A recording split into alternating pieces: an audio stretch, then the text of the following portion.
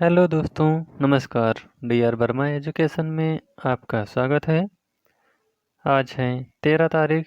तो 13 तारीख से जितने भी महत्वपूर्ण करंट अफेयर बनते हैं, मैं उनको लेकर आया हूँ, जो कि हर एक परीक्षा के लिए अति महत्वपूर्ण होगा। तो चलिए शुरू करते हैं। पहला पॉइंट, विश्व दृष्टि दिवस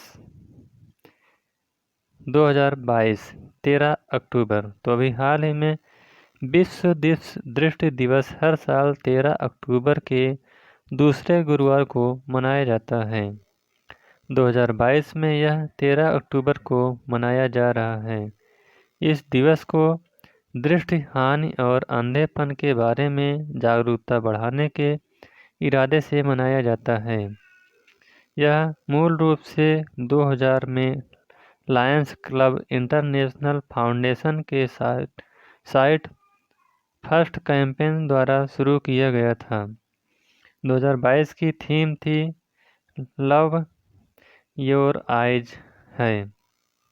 अगला पॉइंट है, जितेंद्र सिंह IIPA के 111 नए सदस्यों को मंजूरी दी।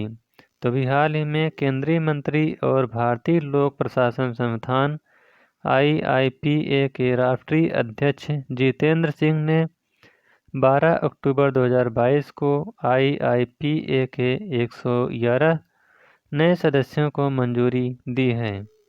इसमें केंद्र में सहायक सचिव के रूप में कार्यरत नवनियुक्त IAS अधिकारी शामिल हैं।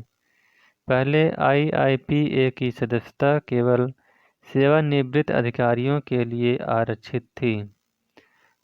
अगला पॉइंट है, केंद्रीय मंत्री सिंधिया और LG सिन्हा चौथे हेली इंडिया समिट का किया उद्घाटन। तो अभी हाल ही में केंद्रीय नागरिक उड्डयन मंत्री ज्योतिरादित्य सिंधिया और जम्मू कश्मीर के उपराज्यपाल मनोज सिन्हा ने श्रीनगर में चौथे हेली इंडिया समिट 2022 का उद्घाटन किया। इस दौरान केंद्रीय मंत्री सिंधिया ने कहा कि श्रीनगर में हेली समिट का आयोजन कर हेलीकॉप्टर सेवाओं के क्षेत्र में विस्तार की एक नई शुरुआत हुई। इस दौरान उपराज्यपाल मनोज सिन्हा ने कहा कि जम्मू कश्मीर जितना खूबसूरत है, उतनी गति से विकसित भी हो रहा है। अगला पॉइंट है, डिस्कस थ्रोअर कमलप्रीत कौर पर डोपिंग के आरोप में लगा 3 साल का प्रतिबंध। तो अभी हाल ही में डिस्कस थ्रोअर कमलप्रीत कौर को एथलेटिक्स इंटीग्रिटी यूनिट द्वारा प्रतिबंधित पदार्थ स्टेनोजोलोल का उपयोग करने के लिए 3 साल के लिए प्रतिबंधित कर दिया गया है। कमलप्रीत ने 2021 के टोक्यो ओलंपिक में 63.70 मीटर के सरफेस थ्रो के साथ छठा स्थान हासिल किया था। कौर 2022 में AIU द्वारा निलंबित होने वाली तीसरी भारतीय एथलीट हैं। इससे पहले धावकिया धनलक्ष्मी और डिस्कस थ्रोअर नवजीत कौर ढिल्लों को भी निलंबित किया गया था। अगला पॉइंट है, प्रधानमंत्री मोदी चंबा में 2 जलविद्युत परियोजनाओं का शिलान्यास किया। तो भी हाल ही में प्रधानमंत्री नरेंद्र मोदी ने अक्टूबर 2022 में चंबा हिमाचल प्रदेश में 2 जलविद्युत परियोजनाओं की आधारशिला रखी। इन परियोजनाओं से सालाना 270 मिलियन यूनिट से अधिक विद्युत का उत्पादन होगा और हिमाचल प्रदेश को लगभग 110 करोड़ रुपए का वार्षिक राजस्व प्राप्त होने की उम्मीद है। उन्होंने ऊना से नई दिल्ली के लिए वंदे भारत एक्सप्रेस को हरी झंडी भी दिखाई। अगला पॉइंट है, राष्ट्रपति द्रौपदी मुर्मू पूर्वोत्तर के 2 ट्रेन सेवाओं को हरी झंडी दिखाई। तो अभी हाल ही में राष्ट्रपति द्रौपदी मुर्मू ने 13 अक्टूबर 2022 को अगरतला रेलवे स्टेशन से अगरतला तक कोलकाता गुवाहाटी रेलगाड़ी और मणिपुर के खोंगसांग तक अगरतला जिरीबाम जनशताब्दी एक्सप्रेस को विस्तार को हरी झंडी दिखाकर रवाना करेंगी।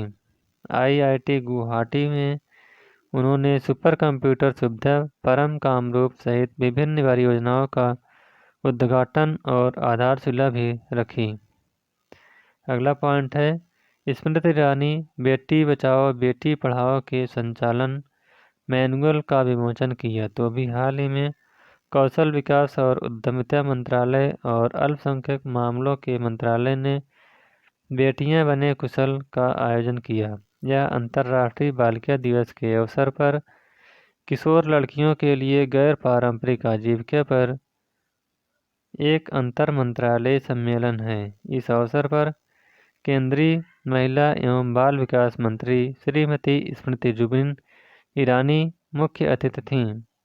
2015 में बेटी बचाओ बेटी पढ़ाओ अभियान प्रधानमंत्री नरेंद्र मोदी द्वारा शुरू किया गया था।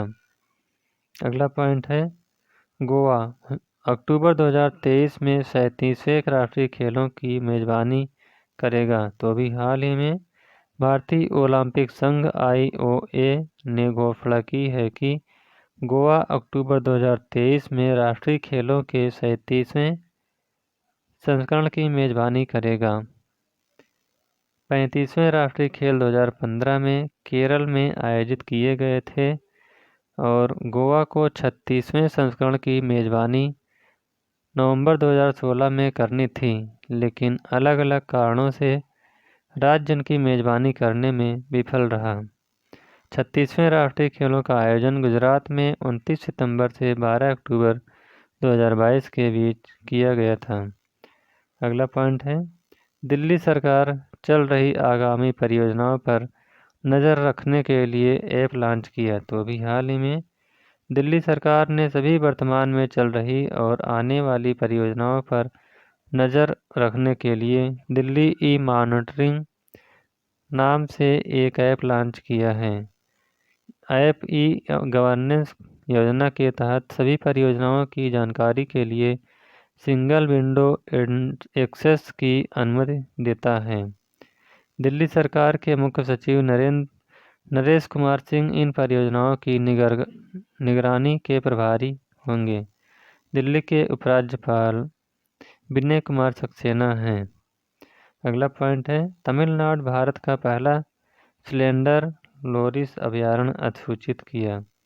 तो अभी हाल ही में तमिलनाडु सरकार ने राज्य के करूर और डिंडीगुल जिलों में लुप्तप्राय स्लेंडर लोरिस के लिए पहले भारतीय अभयारण्य को अधिसूचित किया है। करूर और डिंडीगुल जिलों के वन क्षेत्रों में कुल 11,806 हेक्टेयर को मिलाकर कंडाउर स्लेंडर लोरिस अभयारण्य बन जाएगा। स्लेंडर लोरिस को वन्य जीवन अधिनियम 1972 की सूची के तहत भी संरक्षित किया जाता है। अगला पॉइंट है सुप्रीम कोर्ट कर्नाटक हिजाब प्रतिबंध मामले में बटा हुआ फैसला दिया। तो अभी हाल ही में कर्नाटक में शैक्षणिक संस्थानों में हिजाब पहनने पर प्रतिबंध सुप्रीम कोर्ट ने बटा हुआ फैसला सुनाया है। न्यायमूर्ति हेमंत गुप्ता ने अपने फैसले में कर्नाटक उच्च न्यायालय के फैसले के खिलाफ दायर सभी मामलों को खारिज कर दिया है। हालांकि न्यायमूर्ति सुधांशु धूलिया ने सभी अपीलों को स्वीकार कर लिया है। उपयुक्त पीठ के गठन के लिए मामले को भारत के मुख्य न्यायाधीश के पास भेजा गया है। अगला पॉइंट है चीन सफलतापूर्वक लॉन्च की अपनी पहली सौर वेधशाला कुआफू 1। चीन ने 9 अक्टूबर 2022 को अपना पहला व्यापक अंतरिक्ष आधारित सौर दूरबीन उन्नत अंतरिक्ष आधारित सौर वेधशाला को सफलतापूर्वक लॉन्च किया। कुआफू 1 नामक वेधशाला यह अंतर्दृष्टि प्रदान करेगी कि सूर्य का चुंबकीय क्षेत्र कैसे कोरोनल मास इंजेक्शन का कारण बनता है। भारत भी सौर वातावरण का अध्ययन करने के लिए 2023 तक आदित्य LA जल एक नामक ऐसा ही मिशन शुरू करने की योजना बना रहा है। अगला पॉइंट है विद्युत विद्युत एवं नवकरणीय ऊर्जा मंत्रियों का सम्मेलन 14 अक्टूबर से शुरू होगा। तो अभी हाल ही में विद्युत मंत्रालय 14 अक्टूबर 2022 को राजस्थान के उदयपुर में राज्यों और केंद्र शासित प्रदेशों के विद्युत तथा नवीन एवं नवीकरणीय ऊर्जा मंत्रियों को 2 दिवसीय सम्मेलन आयोजित करेगा।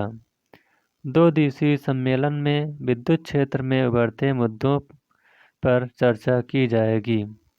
सम्मेलन का उद्घाटन केंद्रीय ऊर्जा मंत्री R.K. सिंह करेंगे।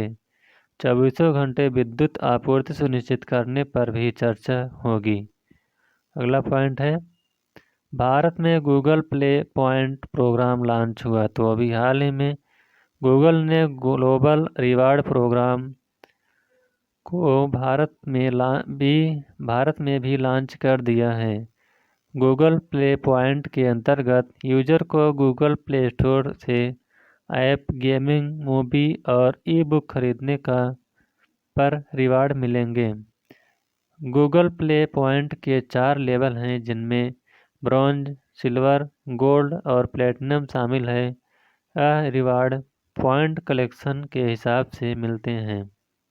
अगला पॉइंट है पद्मश्री तेमसुला आओ का निधन। तो अभी हाल ही में नागालैंड राज्य महिला आयोग की पूर्व अध्यक्ष, शिक्षाविद, प्रसिद्ध लेखिका और पद्मश्री डॉक्टर तेमसुला आओ का दीमापुर के एक निजी अस्पताल में निधन हो गया। वह 80 वर्ष की थीं। प्रधानमंत्री नरेंद्र मोदी ने प्रसिद्ध भारतीय कवि तेमसुला आओ के निधन पर दुख जताया। पीएम मोदी ने कहा कि पद्मश्री प्राप्तकर्ता ने अपने साहित्यिक कार्यों के माध्यम से नागा संस्कृति को लोकप्रिय बनाने में महत्वपूर्ण भूमिका निभाई है। अगला पॉइंट है केंद्रीय मंत्रिमंडल पूर्वोत्तर के विकास के लिए पीएम देवनल योजना को शुरू करने की मंजूरी दी। तो अभी हाल ही में केंद्रीय मंत्रिमंडल ने उत्तर पूर्व भारत में बुनियादी ढांचा परियोजनाओं को निधि देने के लिए एक नई योजना पूर्वोत्तर क्षेत्र के लिए प्रधानमंत्री की विकास पहल को मंजूरी दी है। इस योजना ने 2022-23 से 2025-26 तक 4 साल की अवधि के लिए 6,600 करोड़ रुपए का परिव्यय होगा। इसे 100% केंद्रीय वित्त पोषण मिलेगा और इसे उत्तर पूर्वी क्षेत्र के विकास मंत्रालय द्वारा लागू किया जाएगा। तो इस प्रकार से आज का करंट अफेयर समाप्त होता हुआ। अगर यह वीडियो आपको अच्छा लगा हो तो वीडियो को लाइक, शेयर और चैनल को सब्सक्राइब करिएगा। Thank you.